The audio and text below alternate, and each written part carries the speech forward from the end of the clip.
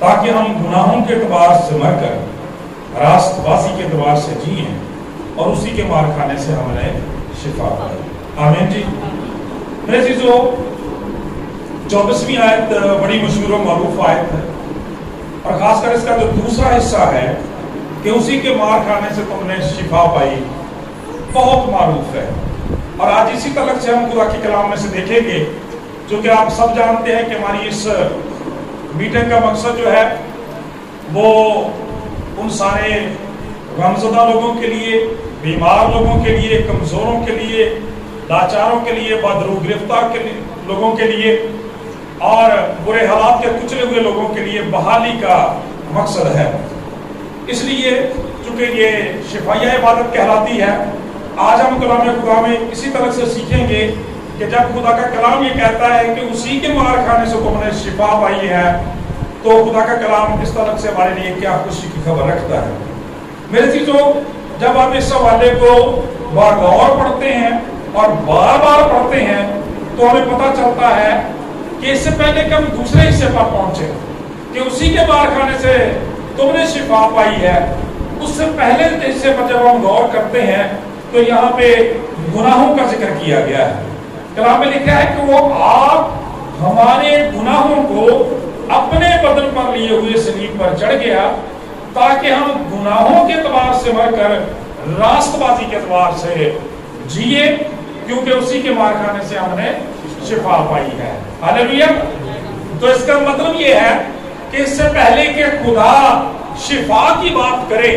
خدا کا کلام شافی کی بات کرے، خدا کا کلام گناہوں کی بات کرتا ہے۔ تو اس کا مطلب یہ ہے کہ بنیادی طور پر گناہ ہیں جو انسان کی شفا، اس کی بحالی میں اور برکت میں رکاوٹ کا ذریعہ بنتے اور بن جاتے ہیں۔ خدا کا بندہ زبور میں تو کہتا ہے نا، بدی میرے دل میں ہوئے ذرا کدے بھی نہ میری سنے گا۔ خدا کا کلام یہ بیان کرتا ہے میرے عزیزو، جب ہم باغ عدن میں پیدائش کی کتاب ہی میں پڑھتے ہیں تو خدا کا کلام یہ بیان کرتا ہے کہ جب خدا نے 6 دن میں زمین، آسمان اور جو کچھ ان کے درمیان تھا اس سب کچھ کو بنایا، 7ویں دن آرام کیا، اسے برکت دی، تو پاک کلام یہ بیان کرتا ہے کہ جب ہم اپنے ابتدائی والدین کو، آدم و حوا کو دیکھتے ہیں تو ان کی زندگی میں کوئی دکھ نہیں تھا، کسی وبا کا، کسی بیماری کا نام و نشان تک نہ تھا۔ خدا کا کلام بیان کرتا ہے اس کی وجہ یہ تھی کہ جب تک انہوں نے فرما برداری کی ہے، خدا کے کلام کو سنبھالے رکھا ہے، ان کی زندگیوں میں کسی قسم کی کوئی ایسی وبا یا بیماری کا کوئی ذکر نہیں ہے، موت کا کوئی ذکر تک نہ تھا۔ لیکن خدا کا کلام بیان کرتا ہے کہ خدا نے پہلے ہی انہیں تنبیہ کر دی تھی کہ باغ کے ہر درخت کا پھل وہ بے روک ٹوک کھا سکتے تھے، لیکن وہ پھل جو باغ کے بیچ میں تھا، خدا کا کلام بیان کرتا اس کی بابت خدا نے منع کیا تھا، کیونکہ جس روز انہوں نے وہ کھانا تھا پھر ان کی زندگیوں میں وہ ساری کمیاں، کمزوریاں، وبائیں، بیماریاں آ جانی تھی جو آج انسان کو درپیش ہیں۔ تو یہاں پر ہمیں پتہ یہ چلتا ہے کہ گویا گناہ لوگوں کی زندگیوں میں پہلے آیا اور اس کی وجہ سے ان کی زندگیوں میں کمزوری آ گئی، بیماری آ گئی اور ملا کر پھر موت آ گئی۔ لیکن میرے عزیزو، خدا کی شکر گزاری کرتے ہیں کہ خدا، ہمارا خدا زندہ یہوہ محبت کرنے والا خدا ہے۔ وہ انسان کو لاچاری میں، بیماری میں اور موت میں چھوڑ دینے والا خدا نہیں ہے، بلکہ ان کی فکر کرنے والا خدا ہے۔ کلام خدا میں لکھا ہے، اسی لیے خدا نے دنیا سے ایسی محبت رکھی کہ اپنا اکلوتا بیٹا بخش دیا تاکہ جو کوئی اس پر ایمان لائے ہلاک نہ بلکہ ہمیشہ کی زندگی پائے۔ اور اسی بیٹے، اسی نجات دہندہ اور اسی شافی کے بارے میں خدا نے باغ عدن میں وعدہ کیا تھا پاک کلام کے اندر کہ جب خدا مند عورت سے مخاطب تھا، شام سے مخاطب تھا، تو وہاں پہ اس نے کہا تھا کہ میں تیری اور عورت کی نسل کے درمیان عداوت ڈالوں گا۔ خدا کا کلام بیان کرتا ہے تو اس کی ایڑی پر کاٹے گا، وہ تیرے سر کو کچلے گا۔ یہ میرے عزیزو انجیل کی طرف پہلا اشارہ ہے بائبل مقدس کے اندر۔ چنانچہ خدا کا کلام آج اس حوالے میں بنیادی طور پر اسی بات کی طرف اشارہ کرتا ہے۔ لکھا ہے کہ وہ آپ ہمارے گناہوں کو اپنے بدن پر لیے ہوئے صلیب پر چڑھ گیا۔ ہم دیکھتے ہیں کہ گناہ جو بنیادی طور پر فساد کی جڑ تھا، गुनाह जो वबा, बीमारी का और मौत का बुनियादी सबब था मेरे अजीजों, उसको दूर करने के लिए इंसान ने बड़े बड़े पापड़ बेलने की कोशिश की, बड़ी बड़ी तपस्याएं की, बड़ी इबादत और रियासत की, बड़ी तरह की शरीयत परस्ती की, लेकिन खुदा का कलाम कहता है फतवा यही आया कि सब ने गुनाह किया और खुदा के जलाल से महरूम। लिहाजा खुदा का कलाम ये बयान करता है, फिर खुदा ने अपने बेटे को भेजा। पाक कलाम के अंदर देखते हैं कि जब यीशु मसीह पैदा होने वाले थे, बुजुर्ग यूसुफ को जब ये खुशखबरी दी गई तो कहा गया, लिखा गया है कि तो अपनी बीवी मरियम को अपने यहाँ ले आने से ना डर, क्योंकि जो कुछ उसके पेट में है वो रूह कुद्स की कुदरत से है। उसके बेटा होगा तो उसका नाम यीशु रखना, क्योंकि वही अपने लोगों को उनके गुनाहों से निजात देगा। हालेलुया। तो खुदा का कलाम ये बयान करता है मेरे अजीजों, इससे पहले कि इंसान के लिए शिफा जारी होती,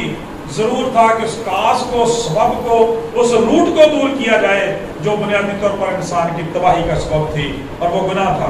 कलाम खुदा बयान करता है कि जब वो आया तो लिखा है वो आप हमारे गुनाहों को अपने बदन पर लिए हुए सलीब पर चढ़ गया, ताकि हम गुनाहों के एतबार से मर जाएं और रास्तबाजी के एतबार से जी उठें। इसका मतलब ये है कि खुदावंद यीशु मसीह की मौत के वसीला से खुदा ने सारी दुनिया के गुनाहों का कफारा जो है अपने बेटे की मौत की सूरत में दिया है। आज खुदा का कलाम ये बयान करता है कि जो कोई इस पर ईमान लाता है वो हलाक नहीं होता बल्कि हमेशा की जिंदगी पा जाता है। इसलिए मेरे चीजों खुदा का कलाम ये बयान करता है, इसी के दूसरे हिस्से में, पहले हिस्से में हमें जिंदगी की नवीद सुनाई गई है, रास्तबाजी की, खुशी की और बहाली की नवीद सुनाई गई है, और दूसरे हिस्से में हमारी शिफा के तलक से बात की गई है, और उसी के मार खाने से तुमने शिफा पाई है। हालेलुया। जब हम बुजुर्ग यशायाह नबी का शिफा उसका 53वां बाब पढ़ते हैं तो वहां पर भी खुदा का कलाम बयान करता है कि इसी पेशन गोई को खुदावंद यीशु मसीह की सफरिंग के हवाला से बयान किया गया है। खुदा का कलाम बयान करता है तो भी उसने हमारी मुशक्कतें उठा ली, हमारे गमों को बर्दाश्त किया, हमारी बद किरदारी के बायस कुचला गया, और खुदा का कलाम बयान करता है उसी के मार खाने से हमने शिफा पाई। वहां पे लिखा है हमने शिफा पाई, यहाँ पे लिखा है तुमने शिफा पाई। दरअसल वो पेशीन गोई थी, खुदावंद यीशु मसीह के पैदा होने से पहले की गई थी, और नबी वहां पे अपने आप को उसमें शामिल करके कहता है उसी के मार खाने से हम शिफा पाएंगे। खुदा का कलाम ये बयान करता है, और यहाँ पर जब रसूल बात करता है तो ये बात, ये पेशन गोई अमली तौर पर पूरी हो चुकी है खुदावंद यीशु मसीह के आने की वजह से और सलीब पर खून बहाने की वजह से, जान देने की वजह से। इसलिए आज खुदावंद का रसूल इस बात को क्लेम करते हुए कि उसी के मार खाने से हमने भी शिफा पाई है, और उस पर जब तुम ईमान ला चुके हो तो फिर तुमने भी निश्चय ये शिफा पाई है। लिहाजा आज भी खुदा का कलाम बयान करता है कि जो लोग शिफा याबी चाहते हैं, शिफा पाना चाहते हैं, उन्हें अपने गुनाहों से माफी मांगने की, अपने गुनाहों का इकरार करने की, खुदावंद के पास आने की, मसीह के कफारा बख्श खून को लेने की और ईमान रखने की जरूरत है। यकीनन वो शिफा याब हो जाएंगे। कलाम मुकद्दस में जब हम इस तलक से देखते हैं, यहाँ पे लिखा है कि उसी के मार खाने से तुमने शिफा पाई है। मेरे अजीजों, ये मुकद्दस अय्याम है, और इन रोजों को खुदावंद यीशु मसीह की ईद क़यामत मसीह के साथ सेट करने का मतलब भी यही है कि हम इन दिनों के अंदर मसीह के खून की, कोड़ों की कदर कीमत को, दुख को, अजियत को जान सके। खुदा का कलाम ये बयान करता है, जब हम खुदावंद यीशु मसीह की ज़मीनी खिदमत को देखते हैं तो वहां पर भी हमें पता चलता है, खुदा का कलाम ये बयान करता है कि गुनाह इंसान की जिंदगी में बुनियादी तौर पर फसाद की जड़ है। और खुदावंद यीशु मसीह की जब हम खिदमत को देखते हैं, मुकद्दस मत्ती रसूल की इंजील के 9वें बाब में उसी शख्स का वाकया बयान किया गया है जो मफलूज था। खुदा का कलाम बयान करता है उसको उठाकर लाया गया था, और खुदावंद यीशु मसीह के सामने उस घर की छत को उधेड़ कर उसे पेश किया गया था। और जब उस शख्स को यीशु मसीह के सामने पेश किया गया तो देखें, इससे पहले के खुदावंद यीशु मसीह उसे ये कहते कि अपनी चारपाई उठा और अपने घर चला जा, आपने फरमाया बेटा तेरे गुनाह माफ,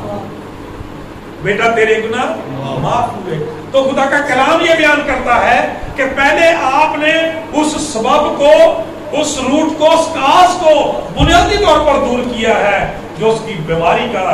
ذریعہ بنا ہوا تھا، جس نے اس کی شفا کو، بحالی کو، برکت کو روک لیا تھا، اس گناہ کو اس کی زندگی سے دور کیا۔ اور خدا کا کلام بیان کرتا ہے دن فرمایا کہ اپنی چارپائی اٹھا اور اپنے گھر چلا جا۔ اس کا مطلب یہ ہے کہ اس سے پہلے کہ اسے شفا ملتی، خداوند یسوع مسیح نے اس کے گناہوں کو دور کیا۔ اور یاد رکھیں کہ اس وقت ابھی یسوع مسیح مصلوب نہیں ہوئے تھے، اپنی زندگی میں سے اختیار اور اتھارٹی کی طرف پہلے سے ہی اشارہ کر دیا ہے کہ اسے زمین پر گناہ بھی معاف کرنے کا اختیار ہے۔ کہنا یہ چاہتا ہوں کہ جب خداوند یسوع مسیح اپنی زمینی زندگی میں تھے، ابھی مصلوب نہیں ہوئے تھے، ابھی وہ دفن نہیں ہوئے تھے، مردوں میں سے زندہ نہیں ہوئے تھے، اس وقت انہوں نے گناہوں کو معاف کیا اور لوگوں کو شفا بخشی ہے، تو پھر یہ بات کس قدر یقینی ہے؟ خدا کا کلام ہمیں یہ سکھاتا ہے، خدا کا کلام ہمیں یہ سکھاتا ہے کہ جب وہ مصلوب ہو چکے ہیں، دفن ہو چکے ہیں، مردوں میں سے زندہ ہوئے اور ان کی قبر خالی ہے، تو پھر آج ہمارے لیے یہ بات کس قدر یقینی ہے؟